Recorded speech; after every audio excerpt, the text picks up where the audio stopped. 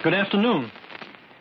There's going to be quite a celebration down in Thomaston, Maine next Tuesday to honor the 200th birthday of General Henry Knox. I know that many of you have visited his mansion Montpelier between Thomaston and Rockland. If you haven't, you should. You've probably seen his portrait by Gilbert Stuart in Boston's Museum of Fine Arts, and you've heard of Knox County, Maine, and Fort Knox, where the nation's gold is kept. But what of the man, Henry Knox? It seems a pity that young America never heard of him. They know about the Boston Massacre, the Battle of Bunker Hill, and how the cannon that Ethan Allen captured at Ticonderoga was brought to Boston and used to drive out the British. But the man who figured in all these stirring events, and who shouted the orders when Washington crossed the Delaware, and was Washington's right-hand man and advisor, has, I regret to say, been forgotten by most of his countrymen. Only a comparatively small group of patriotic American citizens have kept his memory alive by rebuilding his home Montpelier, by observing his birthday each July the 25th, and now they are engaged in saving for posterity the old Knox Church in Thomaston and its famous bell, cast in the foundry of Henry Knox' friend and fellow patriot, Paul Revere. Henry Knox was born in Boston on July the 25th, 1750. In a big gambrel-roofed house down near the waterfront. There were 10 boys in that family, but 6 of them died young. 2 were lost at sea, leaving Henry and his brother William to care for an ailing and heartbroken mother after Mr. Knox failed in business and went off to the West Indies. Henry was 12 when all this happened, and he had to quit Boston Latin School and go to work in a bookbindery. But the proprietor was a kind old gent, and he gave little Henry Knox some valuable advice. Take these French books home and study them well. French will come in handy someday. And he also let the lad read up on ballistics and military tactics as practiced by the warring nations across the sea. Henry was fascinated with that subject, and he learned how cannon were cast, bored, mounted, and fired. And there's no doubt whatever that his intimate knowledge of such important military matters helped Washington win the Revolution.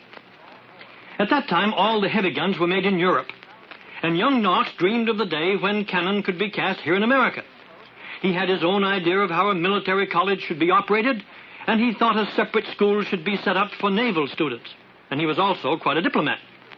This was brought out by his action that dreary December day in 1770 when he was coming home from Charlestown and ran into a rumpus on King Street.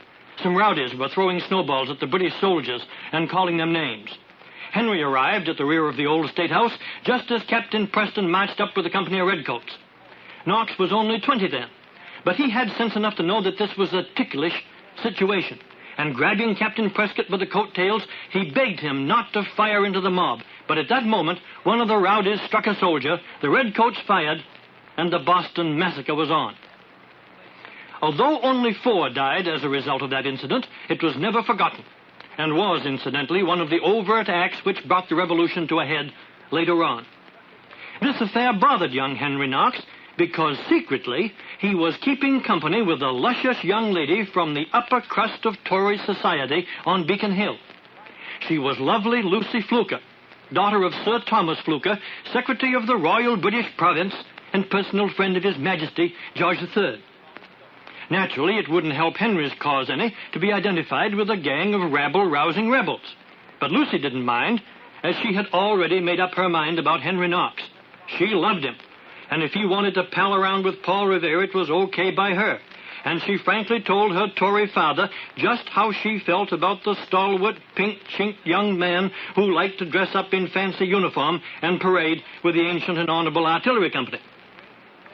4 days after Henry Knox had passed his 21st birthday, he opened his bookstore on Cornhill in Boston.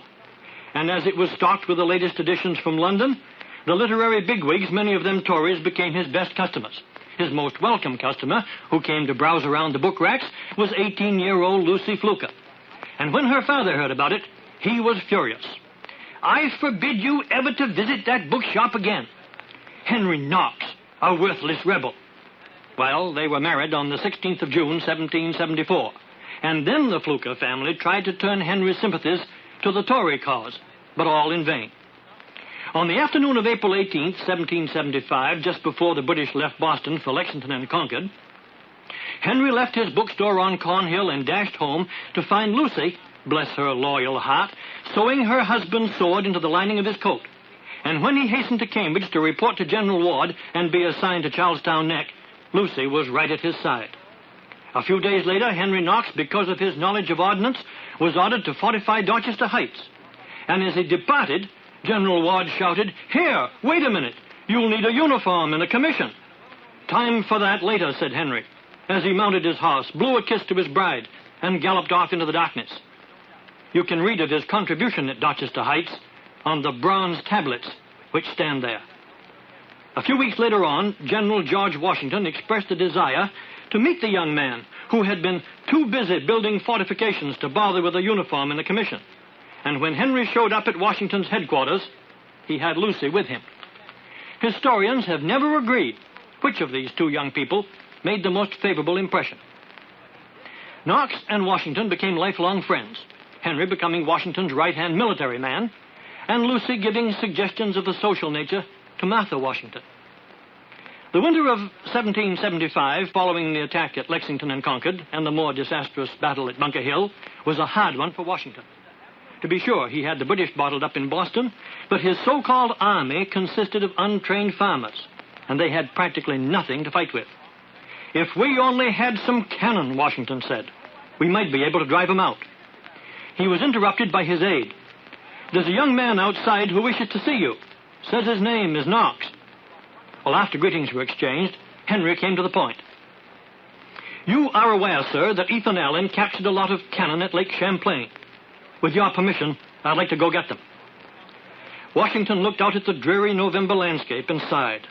"It's a noble idea, of course, but I fear impossible. Winter will be here any day. You'd need a force of men, and the Lord only knows how many horses to get those heavy guns through the wilderness." "That's just the point, sir. Winter's the only time to transport them over frozen lakes and streams. I'll organize a force of farmers and use their oxen, and if we have a good freeze, I ought to have that ordnance back here by New Year's Day." General Washington smiled for the first time in days, clapped the young Yankee bookseller on the shoulder, and said, "Go ahead, and may God speed you. Only he knows how badly we need those guns." And the next morning, Henry Knox and his brother Bill, now out of a job because the British had burned their bookshop, set off on horseback through a driving snowstorm for Lake Champlain. They stopped in Springfield, New York, and Albany to engage carpenters and blacksmiths, and to hire or buy outright every pair of oxen they could find. These were assembled, and the carpenters set to work constructing sleds and scows. And as soon as they were finished, Henry Knox loaded them with ton upon ton of captured British cannon. Then, in the face of howling blizzards and below zero temperature, the long train of ox-drawn sleds set out for Boston. Up and down the wavering line of oxen, horses, and men rode Henry Knox, dismounting whenever it became necessary to dig the sleds out of the snowdrifts or chop down trees to build bridges across icy streams. He constantly urged the faltering farmers to keep going, and he found food for both men and animals in that wild winter wilderness. They had to cross the frozen Hudson River 4 times, and when their heavily loaded scows nearly capsized in the wind-lashed waters of Lake George, it was Henry Knox who led them to safety. Day after day, night after night, week after week, they crawled at snail's pace, finally reaching Albany, then over the ice-coated trails through the Berkshires, then across the whole state of Massachusetts in stinging sleet and driving snow, until on the verge of exhaustion, they arrived at Washington's headquarters on the outskirts of Boston. Henry Knox, the man who engineered and executed this seemingly impossible feat, and who, by the way, didn't take off his clothes for 40 days and nights, was then only 25 years old. His brother William Knox was only 19. Congress was so impressed they made Henry a colonel, and Washington agreed to let young Knox choose the spot where the cannon would do the most good. He picked Dorchester Heights again, and set up the guns he'd dragged from Ticonderoga, and when Old Man Howe of His Majesty's Royal Forces woke up one morning in March 1776 and saw the snouts of all those big guns aimed at his fleet, he hauled up his anchor and hightailed it for Halifax. And with him went all of the Tories, including the father and mother of Lucy Knox. They had to admit that their daughter had married a mighty promising and courageous young man. Boston still celebrates Evacuation Day, every March the 17th, but not 1 in 10,000 ever remembers it was Henry Knox who made that victory celebration possible. To give you an idea of the love and respect Henry Knox had for his commander, let me say that when Lord Howe was in possession of Long Island, New York, he dispatched a messenger under a flag of truce with a letter to the commander of the American forces.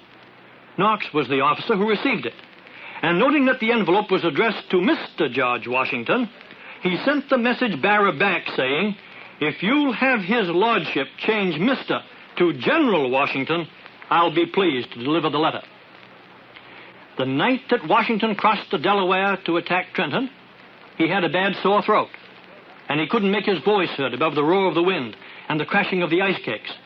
So stout Henry Knox stepped up and shouted the orders to the boatmen, and a few hours later he directed the firing of the same cannon he dragged from Ticonderoga that blasted the Hessians from the haystacks and caused over 1,000 of them to surrender.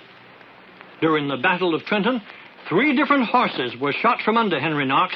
He was that close to the fighting. The day after the Battle of Trenton, Henry Knox was promoted to Brigadier General, and he was only 26 years old. Some say he was unduly fastidious because he insisted on taking his wooden bathtub through all the campaigns. You should see that funny-looking tub, and you can, for it's just one of the many, many interesting relics of this great American patriot preserved at Montpelier down there in Thomaston, Maine. When you visit the Knox Memorial, be sure to see the traveling kit which Lafayette gave General Knox, and the handsome bookcase brought over from Versailles for Marie Antoinette. In the few minutes left, let me mention just a few of the things that Henry Knox did for his country. Early in the war, he suggested that we cast our own cannon, and he went to Salisbury, Connecticut, to inspect deposits of iron ore, and then to Springfield, where he established a foundry that later became the famous Springfield Arsenal. It was Henry Knox who insisted that we have a school where Army officers could be trained to handle men as well as guns. And given the go-ahead, Knox went 50 miles up the Hudson from New York City and founded West Point. He established a naval training school at Newport, Rhode Island, took a hand in building the Constellation and Old Ironsides, and because he felt that too many ships were being lost going round Cape Cod, he went down to Barnstable and surveyed the Cape for a canal. He estimated the cost at around $300,000, but Congress refused to give him the money. Then when World War I broke out and the Navy needed that canal, Congress shelled out $11 million for the Cape Cod ditch that Henry Knox had wanted to dig. It was Washington who said in time of peace, prepare for war.